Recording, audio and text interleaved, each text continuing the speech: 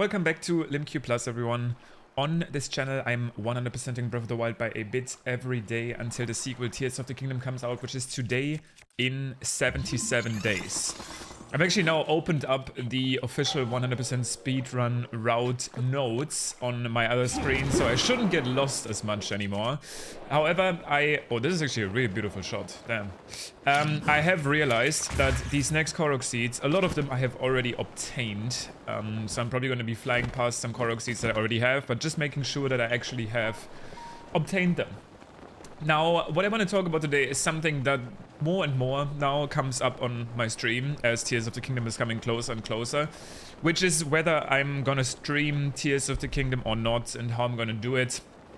And that's actually something I feel like I'm going to you guys today on YouTube to ask, not necessarily for advice, but maybe for your personal opinion, because I'm actually not sure about it. So first of all, I'm going to be streaming my Tears of the Kingdom casual playthrough. I will play the game thoroughly casually. And my only issue with it is this. So I always say Tears of the Kingdom coming out in... Okay, looks like I don't have this Korok seed yet. Coming out in 77 days, while most people say it's coming out in 78 days today. This is because I personally, and just like all of you, I have the option to play the game on the 11th. This is simply done by getting the game over the eShop. Especially, so for example, the Australian or Japanese eShop, which, since the game unlocks at midnight from the 11th to the 12th, that means that I could technically play the game on the 11th at like 5 PM or something along those lines. I could play the game at that time. Now, the problem is, recently, obviously, the art book leaks happened, and I can basically guarantee you at this point that the game itself will leak at one point. I just don't see a world where the game doesn't leak. At this point, the only question is when it will leak.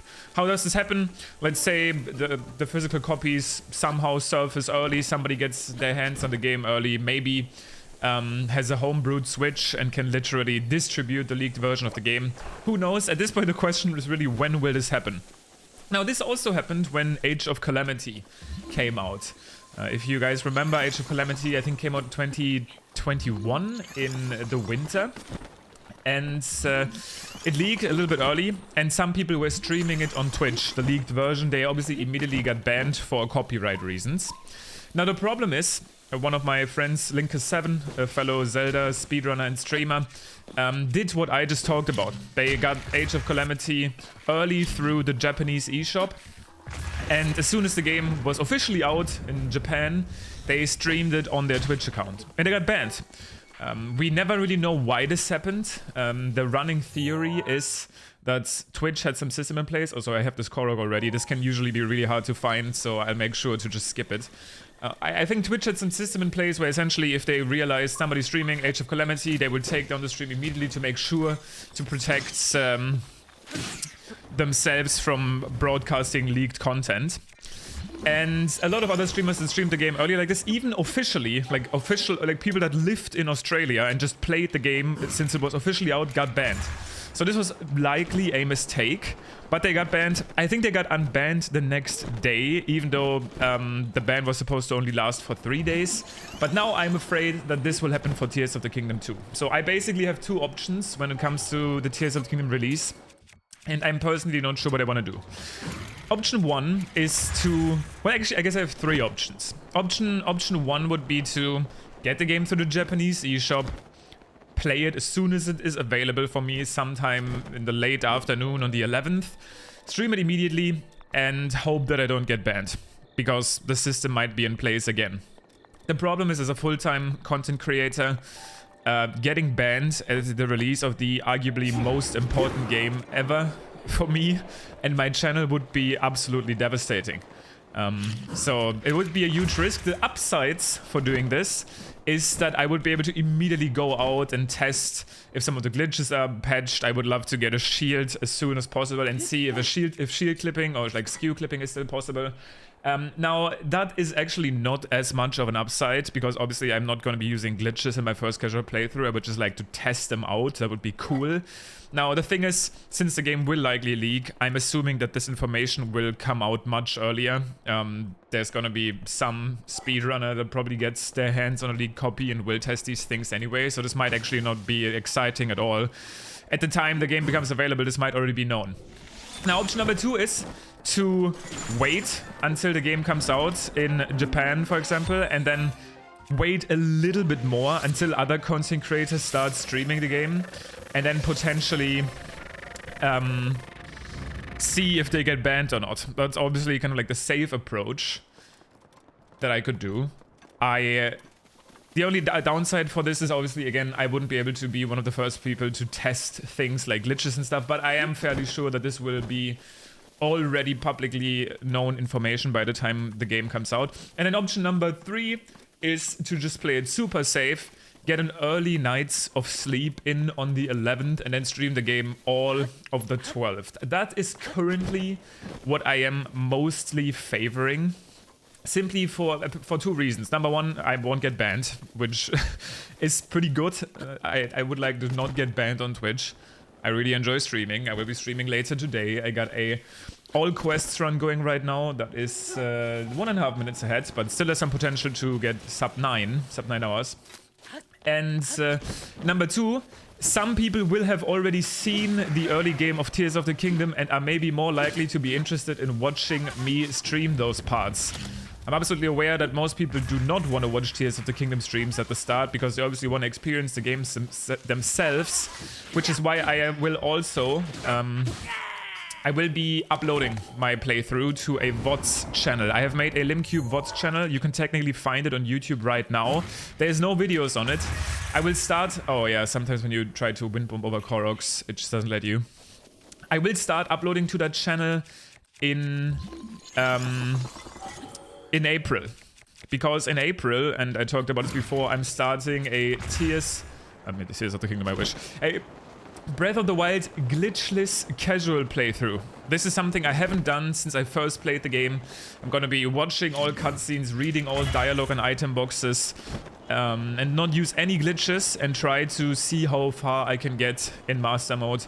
In April, I will be uploading this playthrough too on the VODs channel. I will probably stream it 6 times a week, and the VODs will go live on that channel. And there will also be my Tears of the Kingdom playthrough later. So I don't know if you are streaming yourself, or if you have any thoughts about this, what you think is the smart choice. I think that honestly, yes, the smartest choice is to just start streaming the game on the 12th instead. Don't risk a ban. And again, the only really cool upside, I think, of streaming the game right away is, yeah, you can test out glitches. You are most likely to find some cool tech maybe earlier than others.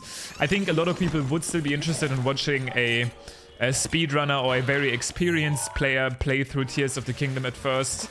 I personally really enjoyed... Oh, I almost did the mistake again.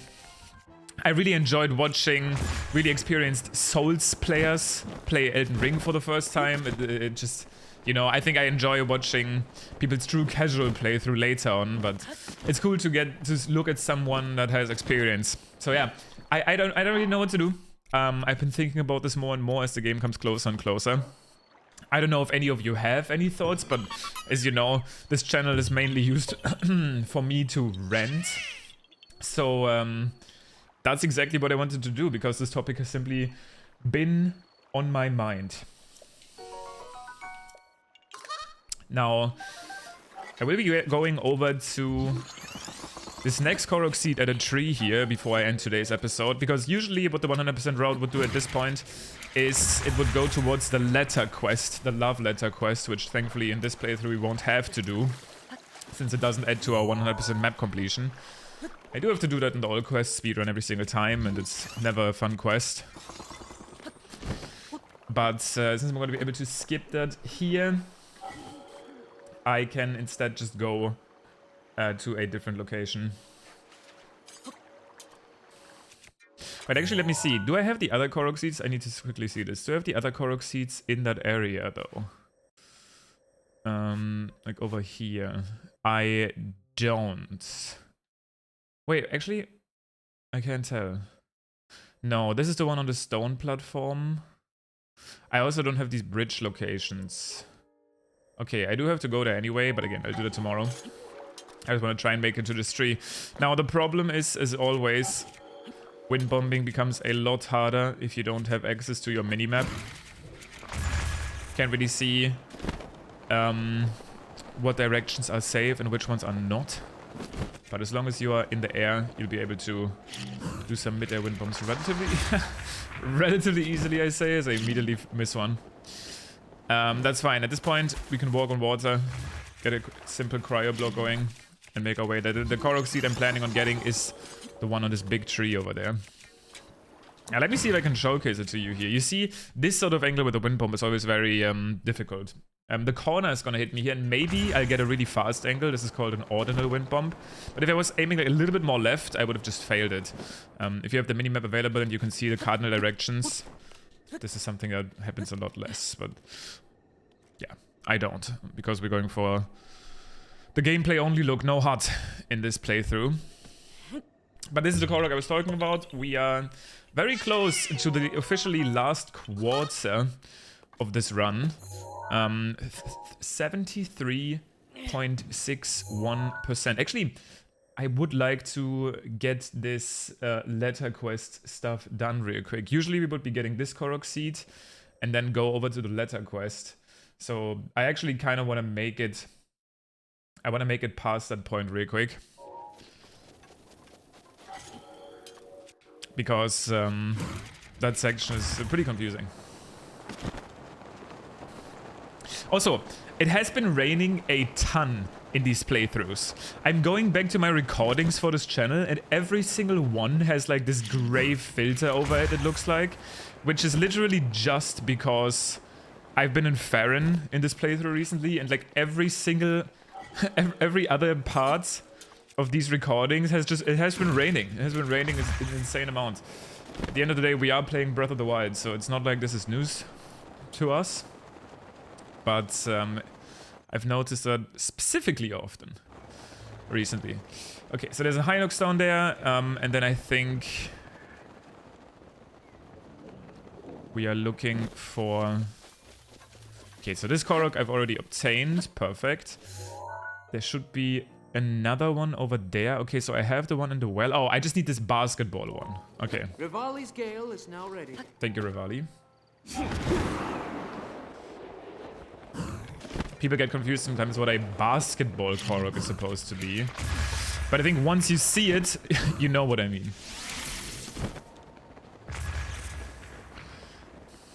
These mid-air wind bombs have not been clean. It's something I have to practice in my speedrunning playthroughs as well.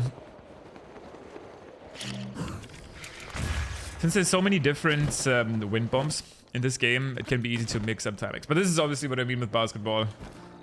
I think it does make sense to call them that. Yeah, it's a little bit far on the left. Oh, okay, that's actually scary.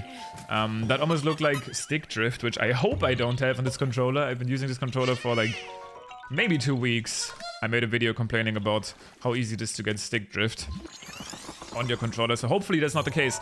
Okay, let me double check. We got the one with the basketball, we got the one at the well, we got the one on the rock. On the random rock here. I am supposed to discover this bridge over here though, so let's make sure to not forget this. And then normally I would be doing the letter quest.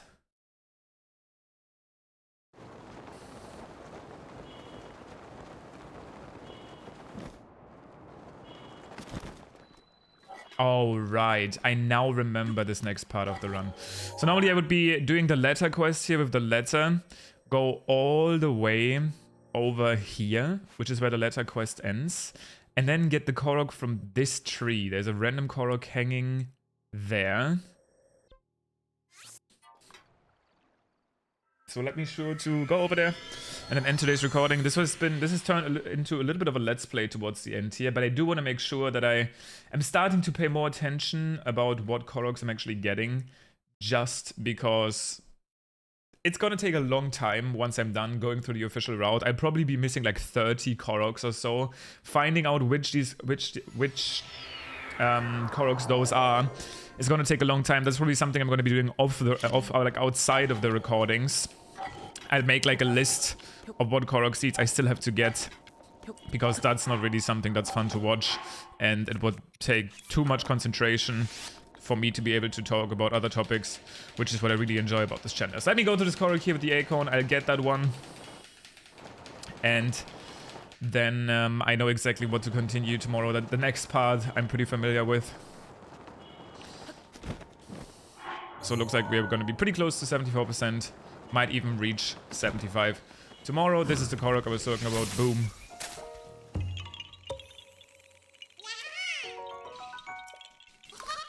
And that's it. Thank you for watching today. Let me know your thoughts about the Tears of the Kingdom release day.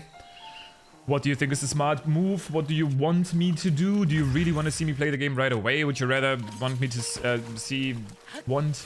see me stream it the next day when you've already maybe got a chance to check out the early game yourself? Thank you for watching. Thank you for listening to my daily rant. Tears of the Kingdom in 77 days. I'll see you tomorrow when it's 76.